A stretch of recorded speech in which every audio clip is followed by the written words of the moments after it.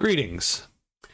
I thought it might be interesting as we're bringing this latest adventure, hopefully to an exciting close, to have a little bit of a retrospective and just talk about how the solo campaign has been going so far. And how, the party game, discuss just a few elements of how that was all put together, and just chat for a little bit about how the game's gone. So, yeah, the first thing, I thought it was interesting that we ended up at a ball and a party at Lord Voight's, our presumed enemy's house. And yeah, my notes here for episode 26, pretty much follow, the script. If you watched episode 26, the first part of the party people, then you'll recognize most of this. It's just the rough outline of, what was going to happen to set up the party, pretty much. So, nothing amazing there, obviously. So again, that's the one thing that we're doing or not doing, sort of the same as maybe some other solo games. We're not laying the story out via the use of oracles. I do sort of come up with one or two beats that we're going to hit and work toward those beats, and then inject the randomness sort of at hopefully very well-timed points in those beats. So, for instance, as I knew that they were going to be fleeing the tower or exiting the tower, I did think, hey, why don't we have Lady Laurel and Zachary Laurel, give them a place to rest and hide out because they talked it over. And obviously they would need something in return, and what they would need in return is to infiltrate this Lord Voight's house. Done. And so that's just like the first episode was, get into the basement and kill the rats.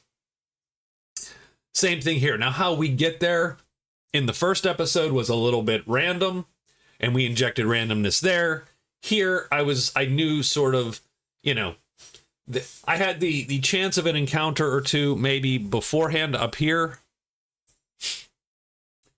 but there wasn't much randomness here. Where the randomness was going to be in the party. And so here's sort of where we're at with the party minigame, right? The party minigame, and I actually upped this. I upped it to 9. And the party minigame was very simple. It was sort of actually based, I'd watched a couple folks do Ironsworn playthroughs, and Ironsworn has a lot of, you tick your progress on tracks, and at some point you make the leap and decide, I have enough progress on this track, let me try to finish this track, and you roll against that progress. And I thought that was sort of a cool way to do that, right?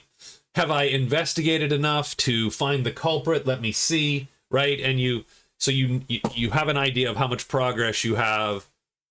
You say, I'm going to do this. I'm going to make the call. I'm going to take the risk. And that's what this was, right? So the idea was you had to bring the alert level down to a comfortable spot. And then once you brought the alert level down to that comfortable spot, you would say, well, we're going to go infiltrate the basement. Let's see if we get caught. Every time you try, it makes it worse, and so on.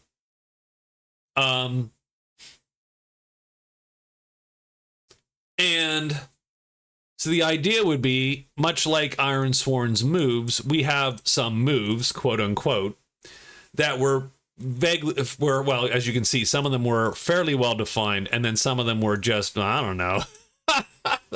And sometimes for this, it's like that. Sometimes I'm just like, oh, we'll see. We'll see what these are. And the moves are pretty straightforward, right? The idea is simply, I need some way for the players to bring the alert, bring that alert down. I assume they would be mingling and casing the joint quite a bit. And then, like what happened, make a scene being sort of the penultimate move, right? Right before the final turn, we make a scene, distract everyone's attention, someone goes down, runs to the basement. That's sort of what happened. That was sort of cool. My favorite part of that was actually when Wren was left alone. Well, okay, let me stop for a moment, and I'm going to back up. So after every move, right, so we make a move, hopefully we succeed. We don't always succeed, but we bring the alert down, probably, and then we roll an event. And you'll see here I have 20 events that I threw out onto the to a table here. And so this is where a lot of the randomness is. Like, the party's going on around you. And I actually felt that this did a good enough job at making it feel like there were things happening around. And this is without necessarily putting a map on the table with all the NPCs and actually having to worry about what the NPCs are doing.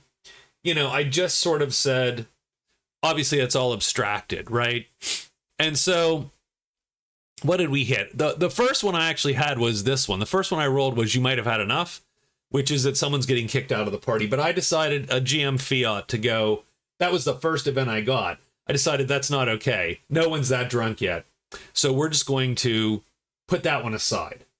And maybe we'll come back to it later. Obviously, Martin got taken away. You look familiar. Someone found Martin who knew him. And so that is, you know, and that took Martin out of play for a bit. And even though they didn't know that Martin had been sort of run out of the family, that took him, you know, that took him away from the party. He had to chat her up. He couldn't be acting suspicious. He knew that it was very, very possible that word of his being here is going to get back. Now, I have to think about that, because that's true. Word of his being here is going to then get back home, and that might have repercussions. What else did we do? We did the tasting rooms. Yeah, so the tasting rooms appeared right after we'd found the cellar. So I thought this was sort of fun. I thought this was sort of fun in terms of making it seem like a party was going on around the PCs, and the switching between the moves and the events sort of gave me at least the feeling that the PCs were sort of sneaking around the party a little bit and having these whispered conversations and then going off and doing something while all these things were taking place. And I think it did okay, and I hope that came through in the video. I really do, because I actually felt that it did a pretty good job of that. And I would do something similar to this at the tabletop. If we were playing with a group, I would probably not have the moves quite the same, although I might, actually. But I would definitely have the events and lay out the events as they happen to give them opportunities to then segue off. Now, the other thing that I added was I added the 20 people. And the 20 people I thought was pretty good. And actually, I changed these. I called it, he was Colonel Unger. I made a late GM fiat change there, and that he would be like an old military hero, and that she would be some famed adventurer. I thought that would be interesting, to have like a famed adventurer. Maybe that actually has some opportunity later, but she didn't show up. Swordsill did not show up. But together, those moves and those tables, I thought, really gave what I consider to be the highlight a little bit. It was when Martin got taken away because of this event. You look familiar. And it was Wren by herself, and she is absolutely not. She didn't have any of those skills. She didn't have all the social skills that Martin does. But then I decided, she would try And, you know, I feel that Wren might be a little like that in the sense that she might go, well, I suppose I'll just talk about something I enjoy, and I enjoy history, and I know things, and maybe people will enjoy my facts. And so she goes up and starts talking about history. She succeeds, and lo and behold, to whom does she succeed? But she succeeds to the lady of the house, Madame Bridget Voigt. And I thought that was really cool. I thought that was really neat that, oh, it turns out she's a history buff. So right there, we created lore accidentally, right? We created something that of import that we can actually take back, right? Lady Voigt's a history buff. Her and Wren are now buds, sort of. Maybe we'll see. We'll see how this adventure goes. The rest of it, and I thought that was a neat way for Wren to have succeeded and get the opportunity to find the basement door because she was left alone with the books and the whole thing, right? That was just, you know, that was just me sort of bouncing ideas off of what the game and the dice told me. And I thought that was neat. That was, I think, for me, that was one of the more fun parts of this game. Now, the interesting thing about the game was, so one of these events, I don't know where the hell it is, but one of these events is urgent business. And that's what happened right at the end there, the urgent business, right before they made their move to go to the basement and potentially get Rurik in. Urgent business popped, and Lord Voigt was taken upstairs. And since I knew that Edwin Torch was also there, he's the head of the press gangers, though I don't know that the PCs know this, or most of the town knows it. They all go up and they start discussing something very important. So the interesting thing now is, what the hell are they discussing? Will Rurik be able to listen to it? And does he put himself in danger? Or do the rest of the PCs put him in danger by sending him up there? And is this going to be something that is absolutely, you know, definitive? Or is it going to be something it's definitive, but they can't use it? Right? I don't know yet. So, but what that did do, and I think this is interesting when this kind of stuff happens, is it then made me stop, and I have to now think about the relationship between Torch and Voigt and whatever this mysterious third person is. So before it was very simple. Lord Voigt hired Edwin Torch and his press gangers to just kidnap what's-his-face, Zachary, on a one-off. And hopefully he would then, they ask for the ransom. She pays the giant ransom, has to sell the farm, done. Right? That's the relationship. That was sort of defined. Now, it was only vaguely defined. Like, that wasn't... that wasn't certain necessarily from the investigation episodes. That didn't come up. Like, that wasn't written in stone. That was one of the options, and now sort of decided to lean into it.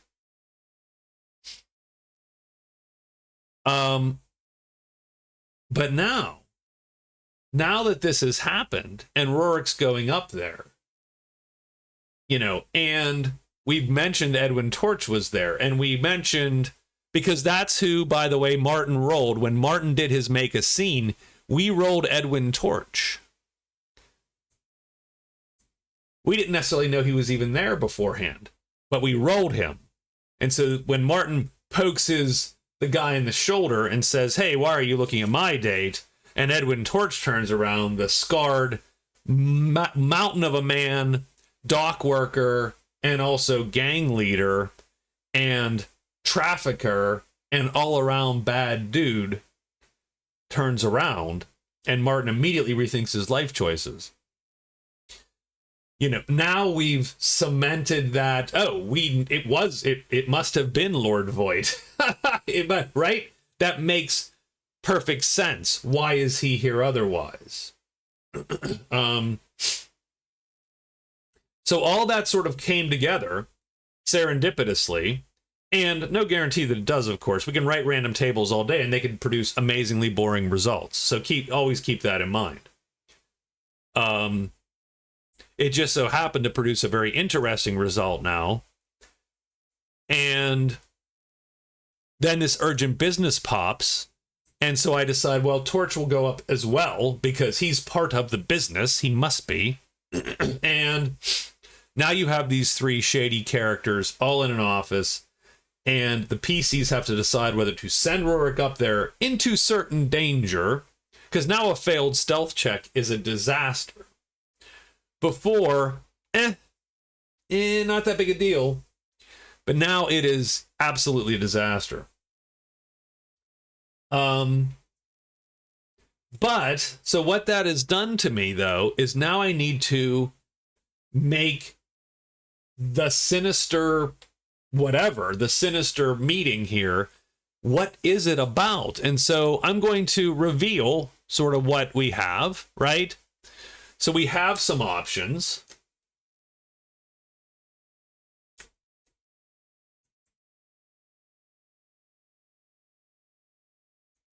And this is going to be the next random roll that we're going to engage in. I'm going to make sure that's big. I don't know. Right? Does Voight want to back out? Does Torch want to extort more money from Voight? Are they talking about some mysterious shipment? And then we have to figure out, well, what the hell the shipment is. I'm actually hoping not to. The reason I made those chances low is because I'm like, oh God, don't make me figure out what the shipment is, please. So sorry about that. I am taking away from your enjoyment because I'm a tired old man.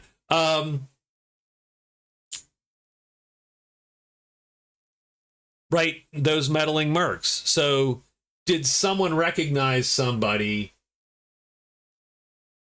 Or did Barnabas follow them? Or, somehow they know now, oh my God, these PCs, his date, all these folks are the ones that ruined the plan. Now what do we do? Time to pay up. Voight's in debt. So that changes everything a little bit because now Voight is also a victim, maybe. Even bigger boss. So turns out these guys are all just in the middle of the evil Amway chain here, and someone's higher up the chain is pulling the strings. That's another one that I'm like, oh, please don't make me think of that. But sure.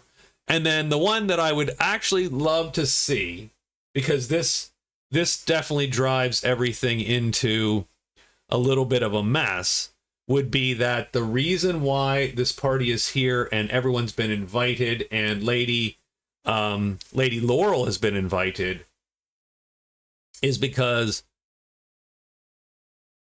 the press gangers are rolling up to the Laurel Manor as we speak to burn it down, or to burn at least enough of it to, again, ruin it to the point where she has to sell. So we're literally going to sneak up, roll this die, or we're going to roll it ahead of time. It just sort of depends. I mean, I'll probably be videoing, so I'll probably do it, roll up, roll the die, and then I can pause if I need to. If I need to set up a fight or a set piece or something, I can do that. Or an office scene. I can definitely do that. So that is sort of how this all came about. I actually thought this game did a good job. I didn't have a lot of moves, and so I was a little bit disappointed with myself there in not being able to think of 10 things for the PCs to possibly do. But frankly, I think that was enough. They got a little lucky on some of their rolls and managed to bring the alert down to a reasonable level. Make a scene, and urgent business dropped it by 3, and that immediately pushed them into a good spot. But if you recall, they have not yet decided. I actually don't even know. I think they're going to send Rurik up because I think Wren is cold enough hearted. And I don't mean that in a mean way. I just mean that in a... The Blizzard rune has, you know, iced her over enough, her soul, her psyche, that things like sending someone into danger do not concern her. Like, that's just normal. That's what they're here to do. They were sending him into danger before folks were upstairs, and so now they're just sending him into danger, just like he knows. And he already knows he was being sent into danger, so why wouldn't they, right? Why fail the mission because this situation's happened? So I think it's going to be Martin, and we're going to have to roll maybe, I'll probably give it like maybe a 1 or 2 chance that Martin just calls the whole thing off because he's too nervous now. Like, he's not this guy, kind of. He's not infiltrating parties. He's going to parties and maybe crashing parties and trying to have a good time and party and go home with a woman. That's sort of what Martin does. Martin does not send his friend into almost certain capture, right? That's sort of not him. So I will roll. But I'm gonna guess, if I look at Wren's willpower is a little higher, so I think she just stares him down. I think, and he just goes, okay. But we'll see. So I'm very excited actually about where this ends up, because making this roll is going to then tell me more about the story. Like, if it's time to pay up, then all of a sudden, does that change the PC's relationship with Voight even? Do we have another mission then? Or if the shipment appears, then we have to figure out what the shipment is, and that's going to be a pain in the ass. But then, is this shipment important? Is it something that's actually important to... It's obviously important to Voight. It's important to Edwin Torch and the press gangers. What the hell is this shipment? So I think there's a lot of options here and a lot of potential excitement here. So I'm interested to see sort of what happens.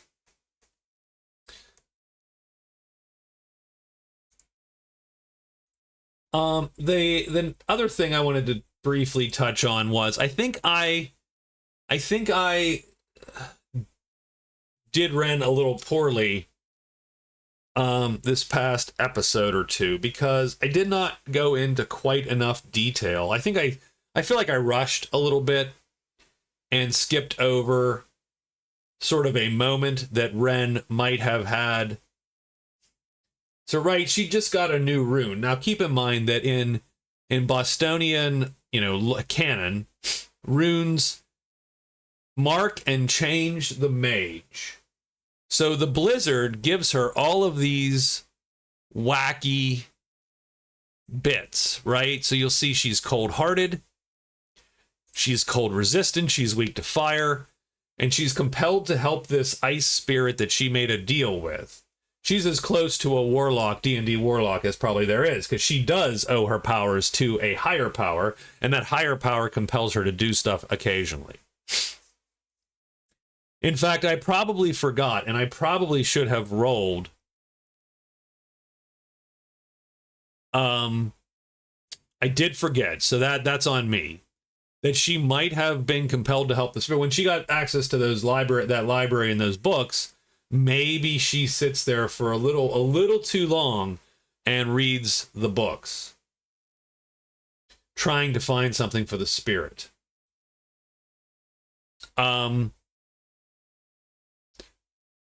And so what I'll do is I'll roll, and if she fails, I will take inspiration from her, because she would have spent inspiration to fight that off, I think, and so on.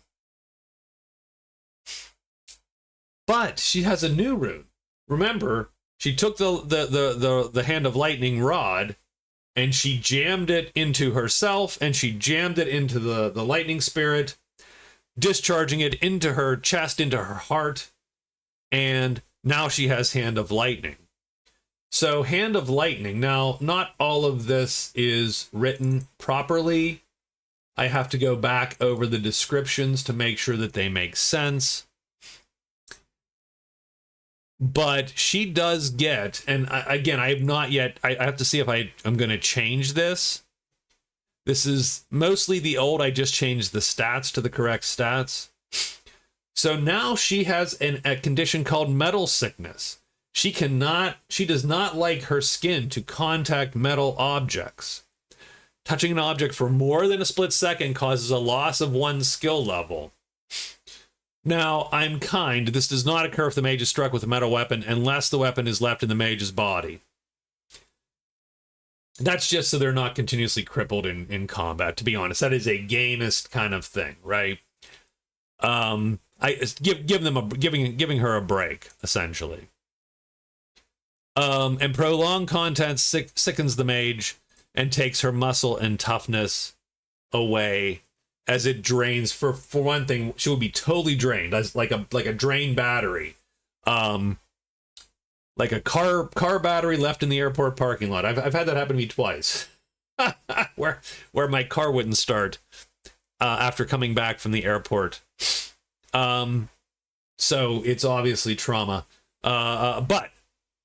So she would essentially drain all her muscle and toughness and all her skill levels touching metal.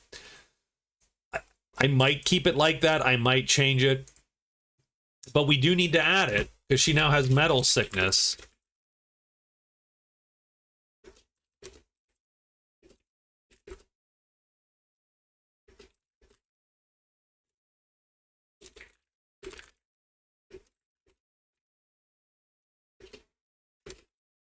There you go. So we'll write that for now on her sheet. So she does have metal sickness now. That's what she's gained. But I also imagine that that this energy is like, it's like sparks. It's like crackling inside of her. It wants to get out. It wants to be used. And she has not used it much in the interim. So it's probably feels very, very, probably makes her very anxious at the moment, very antsy. And the reason she's going and getting these elemental runes, for better or worse, whether this is a correct or an incorrect assumption, is she's hoping they will counteract the spirit's hold over her. So we have to decide whether that does anything, right? So, and we have to, does this go down because she has other elemental runes?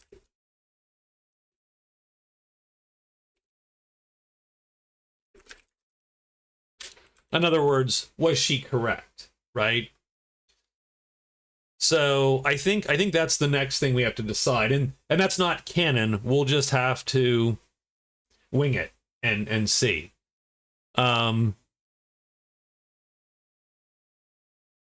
So I just wanted to touch on Wren's new situation, since I didn't have really a good, I didn't have I didn't spend a thoughtful moment with her. Excuse me. And I did not spend a thoughtful moment with her since the tower. So where does that leave the solo game?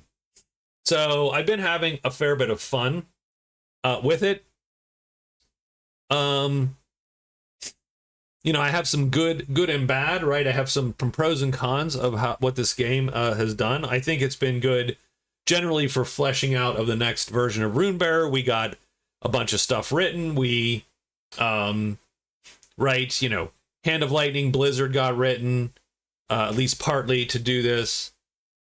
We are considering more the different rules. Alchemy got written up, at least. So I think it's been overall good for production of the game, forcing me to get more stuff done. I need force to get stuff done. I'm fairly inert and lazy when it comes to this normally. It's been fun, as I said, so that's definitely a pro. I like the PCs. I definitely think that Martin is the main character. I definitely think that Wren is my most interesting PC, but I also do like Rorik. I like Tiny, but I don't love Tiny at the moment. I think he needs he needs his moment, I believe. He needs something to define him a little bit better than just big, strong meathead who, you know, that's currently where he is. And sometimes PCs get stuck in those role, even at a table, even different character, like, you know, you're all playing characters and I'm the GM, and you can almost see a PC getting stuck into a role and going, well, I mean, I hate to say it, but I don't know what to do with that PC now. Like, I don't know what their gig is or what their vibe is other than meathead, right? Or whatever. Or and you know, and so we'll see how that plays out. I'm starting to like some of the NPCs. I think the Laurels are nice to sort of to talk about and have this plot around. Lord Voight, that we haven't seen much of Lord Voight, but I think in the background maybe he is a villain. Same thing with Torch. Maybe, you know, maybe those two are in cahoots. Maybe they need to stick around for a little bit. Now, don't get me wrong. I do want the PCs to go off and do, I think, the tomb, Angstner's tomb. I think that is a must. I think that's going to bring that whole first arc to a close. But it's very possible that they will return here. And after they return here, what's going to be the state of the Laurels Manor? What's Lord Voight going to be up to? And so on. We'll see. I think the play has been fairly diverse for a solo game. I think it's been, we've had a mini dungeon adventure, we've had an investigation, we've had quite a bit of combat.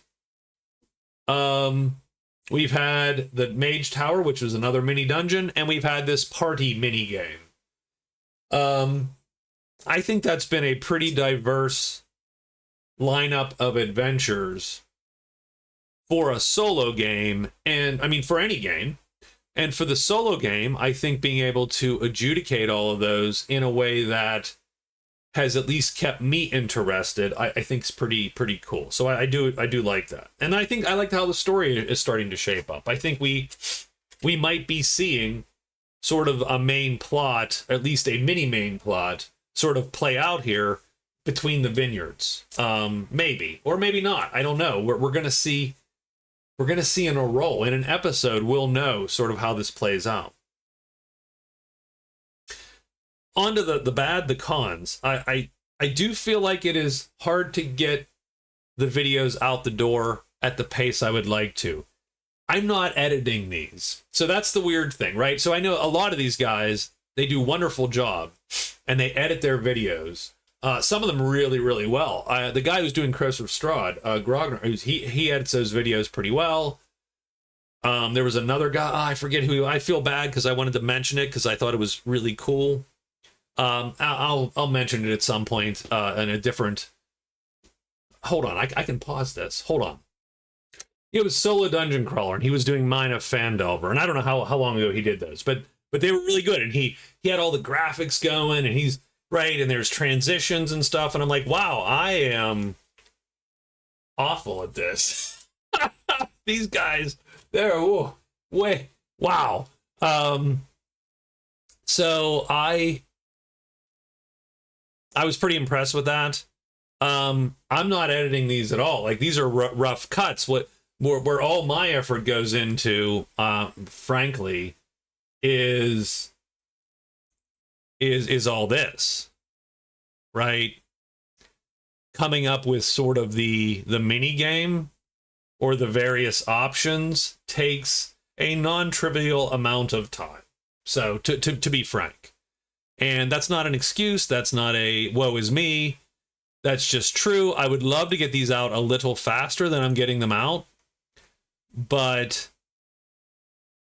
it is non-trivial. And then if some of these lead to combats, then there's, you know, combats to set up and so on. And so whereas I would love to do 2 of these a week, or love to, you know what I mean? I think it's a couple get put out and then there's a long pause because I then need to prep the next ones, and then a couple get out and then there's a pause and so on. And I think that's the rhythm, and I don't know how I feel about that.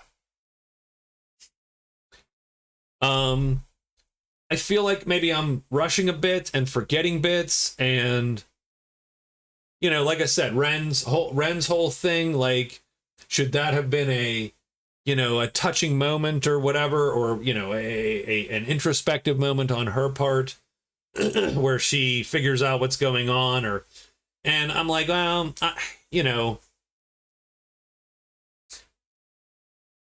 I don't know. I'm very much, I like to do those sorts of things at the table, but here I almost feel like I really want to move the plot forward, if that makes any sense. And part of that is because I'm not making these as fast as I want to. So there's just a little bit of that going on in my head.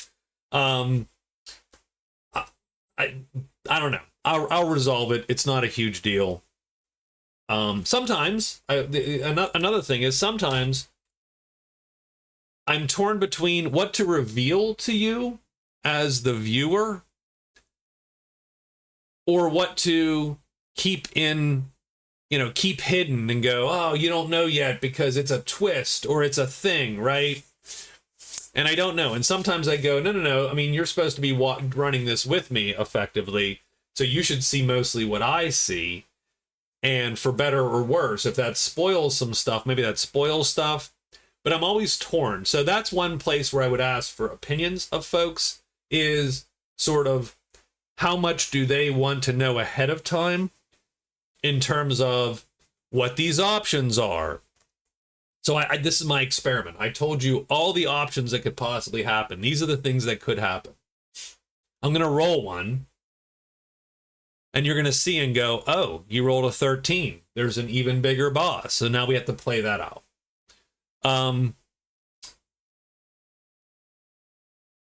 But I don't know. Sometimes I think, no, you should leave it so that it's cool and a surprise, and that's better for the video. And then other times I go, no, you should show everybody because that's better for the solo process, I suppose, or you know, right, giving you that insider track. So again, that's one place where I would ask for the opinions of those of you that are watching. Do you want to see more of just what I'm seeing as I'm seeing it? Do you want to be co-GM, or do you want to, or, you know, or on the GM shoulder, or do you want to be a viewer kind of thing, right? Or a player viewer. So that's where we're at. I appreciate all of you that have watched these and come along. Oh, another pro, by the way, another good, is that, you know, folks have contacted me either on Discord or in Gmail or, you know, on the channel or whatever, and indicated to me that, hey man, I can't believe that this game is back. I had one guy come on Discord and tell me, hey, I can't believe this game's back. I used to play it when I was in high school. And I know that, of course, my goofy little game is, you know, has never had any real exposure or any wide, you know, it's my own pet project, my own RPG vanity project, as it were. I do not expect anyone else to love it like I love it, but I'm glad that a couple people have enjoyed it. And so hearing that makes me feel real good. Thank you guys very much. I appreciate it. Exotic and Valerie and all the others. Thanks. So that's it. I'm going to leave you here. I'm very excited about the next episode, because the next episode could really throw some plot at us. And so let's see what happens in when Rorik. So Rorik has to go up there, doesn't he? I'm going to give Martin the shot. And maybe we roll it even if Martin doesn't send Rorik up. If Martin talks Wren out of it and just goes, no, we're not going to send him up there because he's going to get captured, and we'll wave it off, which I assume they have a signal for. Then maybe we still roll, and then that plays out somewhere in the background, and we'll figure out what that means. But that's not as exciting, right? It's way more exciting if it's immediate and Rorik is there. But we'll talk about that when we get to it. Thank you very much for listening to me ramble, and I will see you on the next one of these. Have a good evening.